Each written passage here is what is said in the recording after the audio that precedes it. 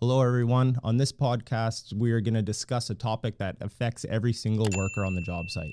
The sweat shack, the tool shed, the hot box, the blue lagoon, the Johnny Rotten, the litter box, the honey pot. Everyone has a story about the porta potty, and today I'm with Brynn Bourke, Executive Director of the BC Building Trades, to discuss the importance of flush toilets on the job site. Welcome to the hall.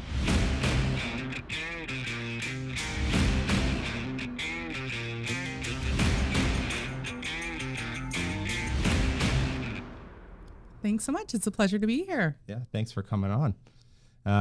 Obviously, that's there's all kinds of terms for the porta potty, right? The dreaded porta potty, and I'm sure we'll dive into that. No pun intended on that. and discuss the importance, obviously, of flush toilets. But first, I want to touch on who's Brynn Bourke. How do you how are you at the building trades? What's your role there? Let's get into that. Sure. Yeah. I joined the building trades in 2012, predominantly focused on policy and research and apprenticeship. Okay. So that was really the file that, was the bulk of my work over the last decade and is kind of the work of my heart. Mm-hmm. And then in about 2014, I got involved in creating Build Together BC, which was a campaign to promote women in the trades, and really sort of helped to shepherd that project through. And then during 2020, our previous executive director was elected to the legislature. And so there was a vacancy for an executive director, and I put my name forward ultimately. Yeah, perfect. And so here you are. Research and policy. That sounds like a line on the job description that's pretty open ended. Like, so what kind of stuff's like? What kind of research and policy would you get into? I think policy people are a particular breed of people. Most of the stuff I worked on was labor market information, labor supply, major project tracking and forecasting, and then trying to understand how those projects would stack over sort of a decade, and then working with affiliates to make sure that we had the workforce needed. On the women in trades front, for sort of creating a space for women to find each other, because at that time, 10 years ago, you could have a hospital project with 400 workers. Yeah. There might be one woman on the project. Yeah. And so they were never going to find each other on the work site. They really needed a space where they could come together and find each other. And then from there, we were able to identify what are the barriers, right? What is hurting retention of women in trades? The fact that there's a significant lack of appropriate PPE for women. Yeah. So those sort of pieces came forward, and a policy for me is a way to sort of, once you have a problem, think about how would we fix this? Like what mechanically are the steps that we will take to make things better? And, we'll get into flush toilets, but we have a very catchy campaign, but it is firmly rooted in a whole bunch of technical policy, because the goal is to make sure that we make a change that is real and enduring. All of these subjects where like say like the women in trades thing, like half our population, that could potentially be half the workforce. But you look at like simple, when you take a step back and you look at the whole scope, you're like, well, yeah, no, they're not going to come to the work site if they don't have proper fitting safety gear, or they don't have a network to connect with one, because generally they're the minority. Like if there's one in 400, right, that's not an inviting place. It's like, hey, bring a friend along, right? There'll be two of us. So when you can kind of step back and look at those problems and then think about, okay, what is the real issue? And then, like you say, I guess put policy together to try to repair those problems or address them. So for anyone that's not familiar with BC Building Trades, kind of just touch on what that group is and kind of what you guys do for labor in BC. Sure. I mean, maybe I'll give like a more structured technical answer, sure, which is that we're like the Federation of Labor for construction, and we have two key purposes, right? One is that when you're going to build a project like a hospital or a hydroelectric dam, you're going to use multiple trades, and those trades are going to need to plan, how is that project going to come to fruition? What are the working conditions going to be? What are the site conditions going to be? Who's going to do what work? And all they need a place to do that planning. And whether it be through a project labor agreement or through negotiating a collective agreement, the building trades is that place where the crafts work together and organize to execute projects. The other thing that we do is advocacy. There are over 200,000 people in our province that put on a hard hat and they go to work in construction. Yep. And there are many associations that represent the employers and contractors. Mm-hmm. There is really only one voice that represents the workers, and that's the BC Building Trades. And so, just as they get up, they put on their hard hat, they go to work. Our team at the Building Trades, we get up and we think about how do we make sure that construction is safer? How do we make sure that these jobs are secure, that these workers have pensions, that they are well compensated, that they have agency in the work that they're performing? How do we make sure that the work that they are doing has dignity, like toilets, and that they're treated with respect? Yeah.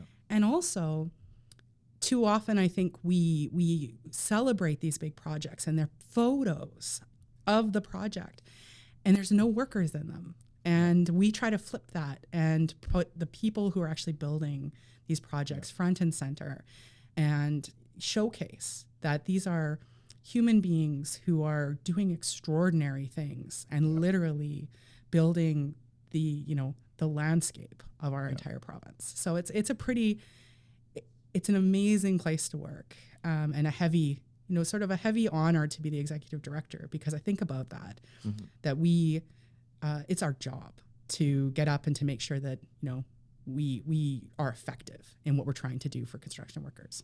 It's an important voice for the workers.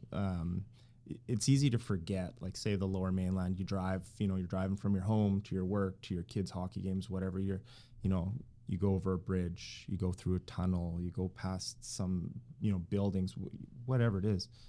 Sometimes it's easy to forget those are built by people. Those are built by workers with their hands and their craft.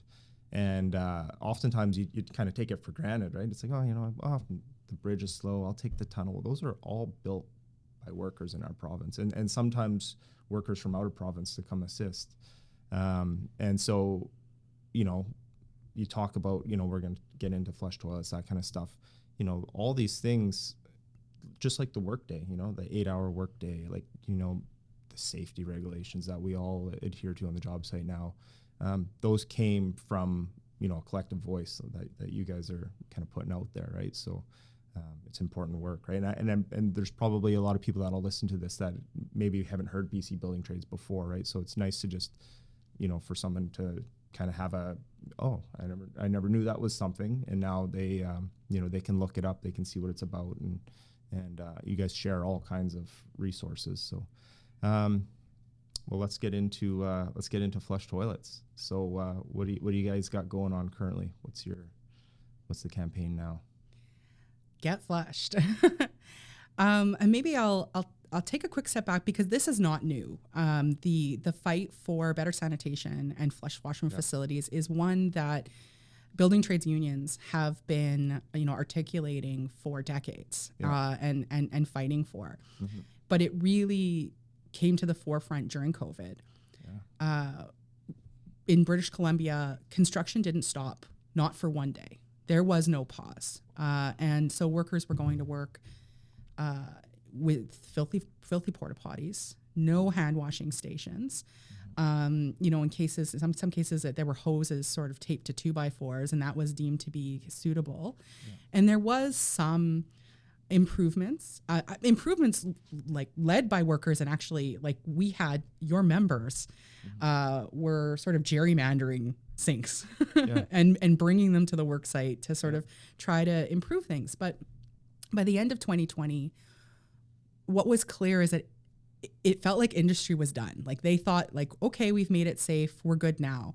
And we were so far from good. Yeah, not even And close. it was not even close. And we had, we had so many members who just felt so expendable. They were being told that they were heroes, that they were incredible people keeping the lights on and the infrastructure, moving.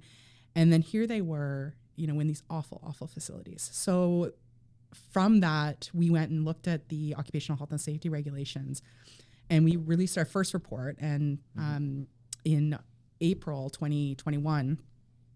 And it really argued the world has changed. We can see from the film industry that there is access to toilet trailers, that that we have trained professionals, skilled plumbers who can actually plumb washroom facilities. The Occupational Health and Safety Code actually says employers are responsible to provide plumbed washroom facilities unless it's not practical.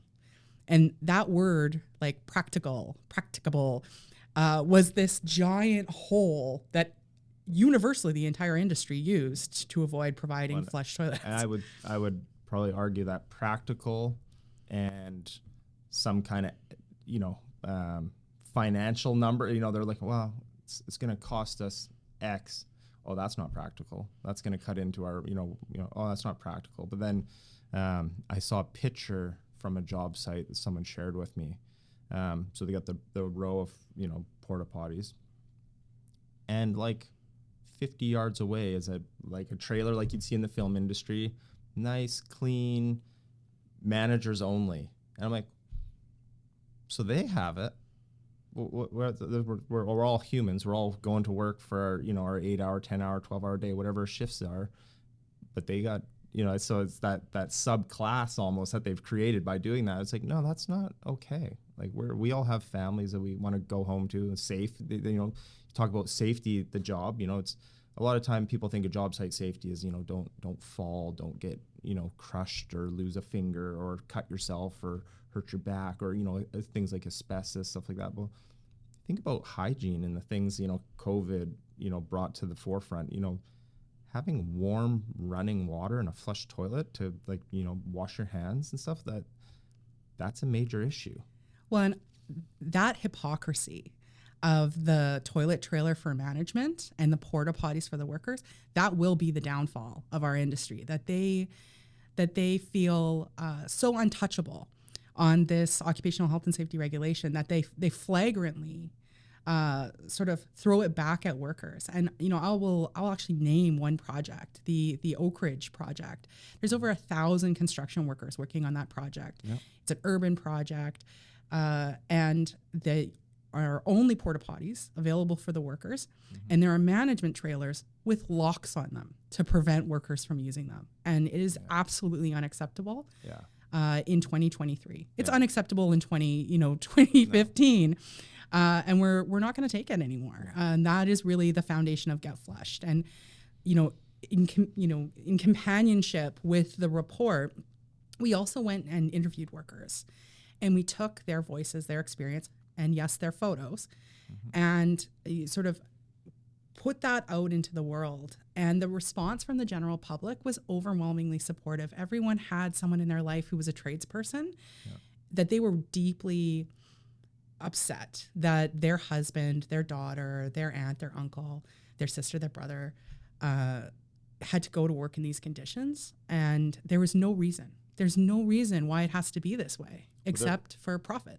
There's probably households today as we're talking where, say the dad has worked in construction his whole life, and, his wife or his partner where maybe works in like an office setting. So, that's kind of a stereotypical, like that would be my home. So my spouse has used a normal bathroom her whole career. On the job site, I've used porta potty my whole career. And they probably, it's not something we discuss, right? It's not, I'm like, hey, check out this photo, right? Like, look at the job site today. You don't use the third one from the left. Yeah. That one's out, but people don't actually realize, right? And it's important. And like any of these topics, very seldom as you bring it up and it gets rectified.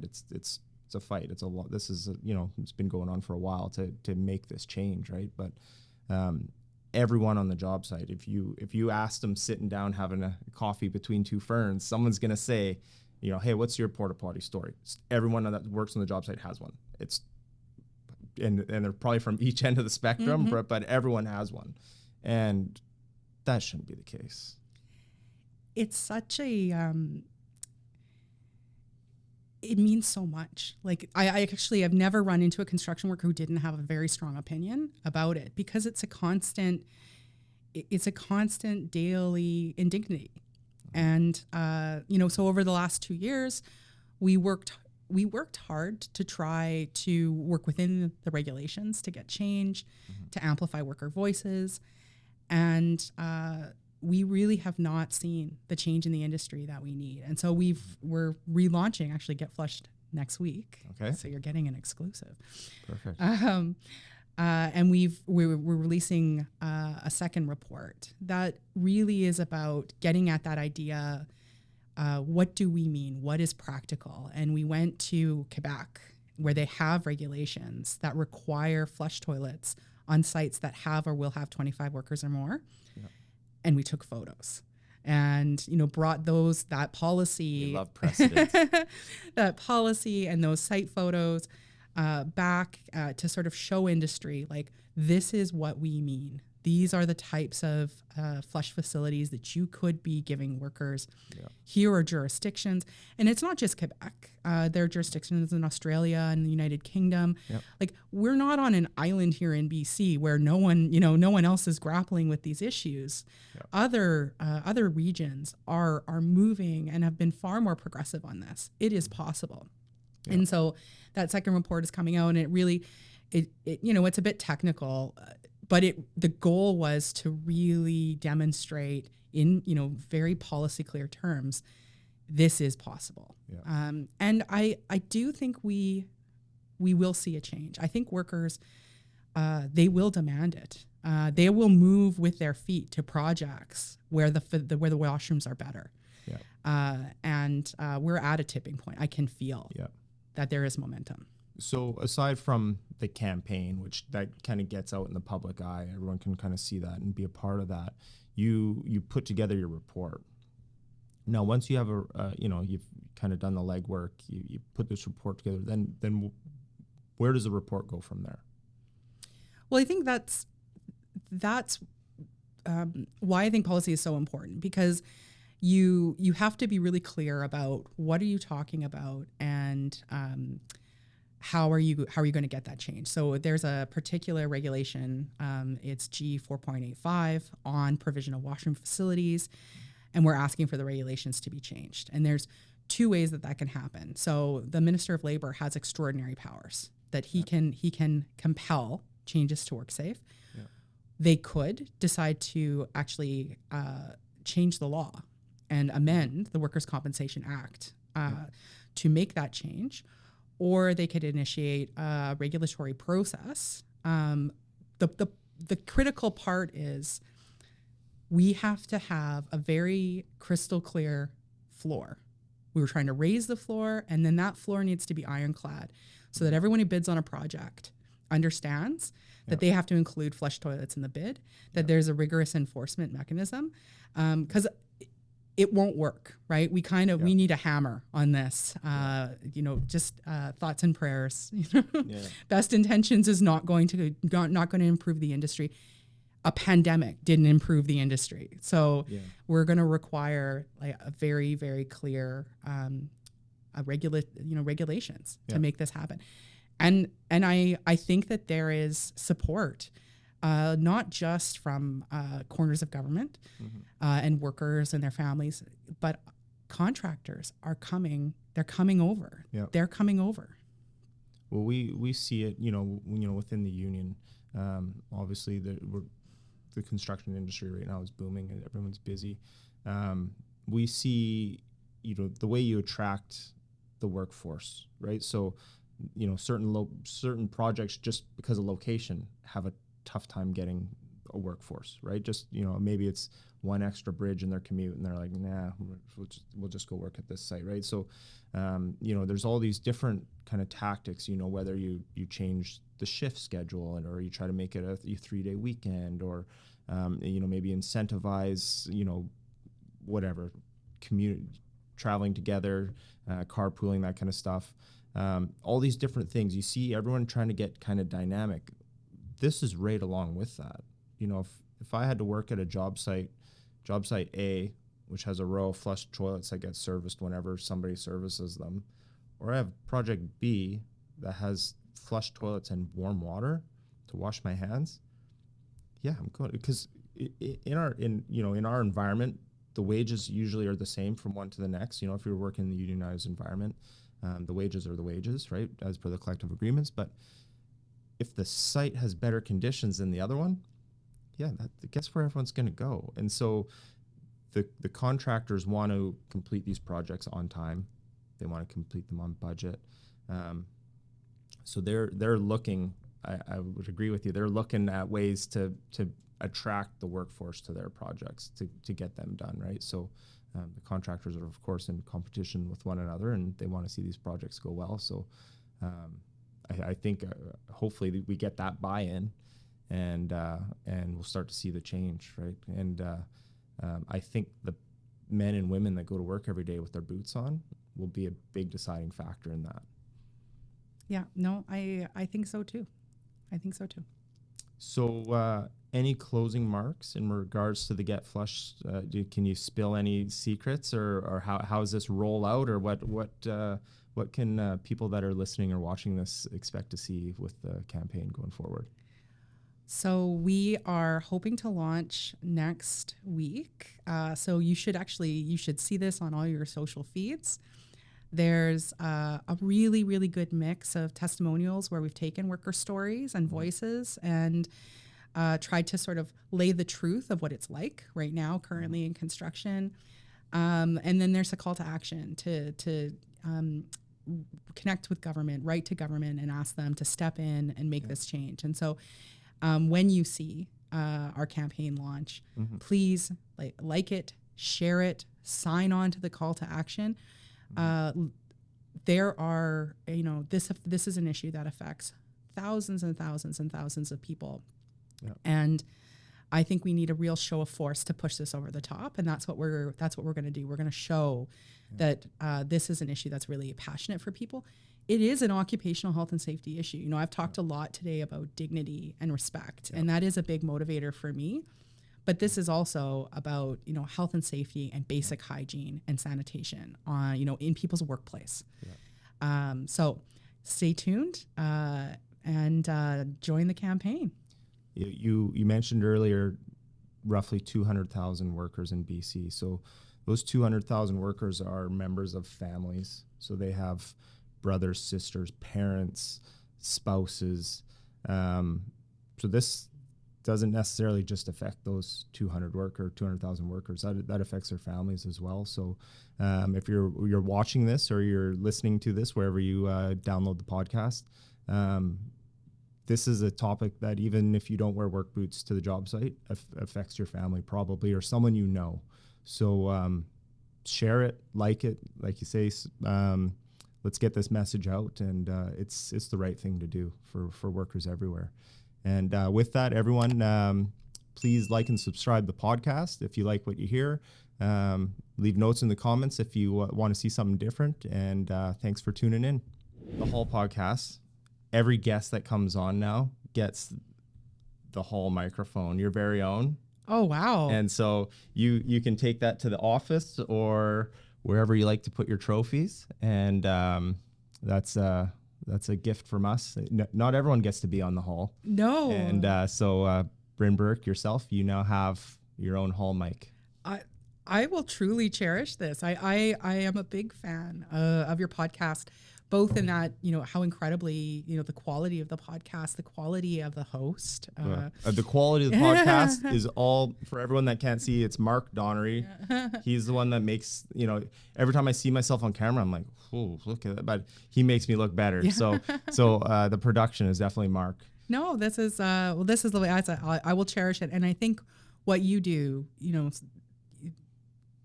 what you do at the UA, but with this podcast, sort of elevating the issues of working people and celebrating them, it's an honor to work beside you. Yeah, thank you very much. It's it's the right thing to do. And we'll close with that. So thanks, Brynn.